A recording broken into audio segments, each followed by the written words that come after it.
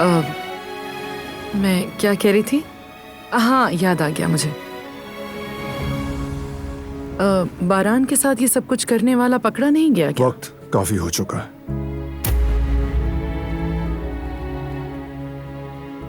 जिहान, तुम्हें सुबह जल्दी उठना था ना? सही कह रहे हैं भाई, मैं भी अभी यही कहने वाला था। सुबह मेरा एग्जाम है। हाँ बिल्कुल जाओ बेटा, पढ़ाई के मामले में कोई मुरव्वत नहीं। हाँ बिल्कुल। तुम मेडिकल पढ़ रहे हो ना? जी हाँ, इसी साल दाखिला लिया है। बचपन से डॉक्टर बनने का शौक था इसे। अपने बाबा की बीमारी को देख देख कर हमेशा से एक ही बात कहा करता था, मैं सिर्फ अपने बाबा को ठीक करने के लिए डॉक्टर बनूंगा।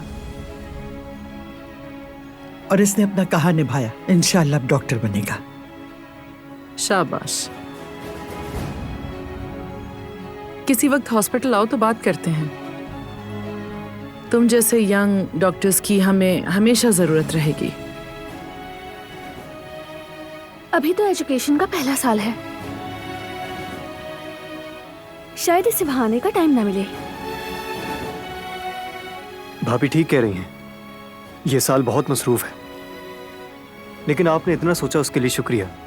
शायद अगले साल आ सकूं। ठीक है, जैसे तुम्हारी मर्जी। बहुत शुक्रिया। Good night everyone.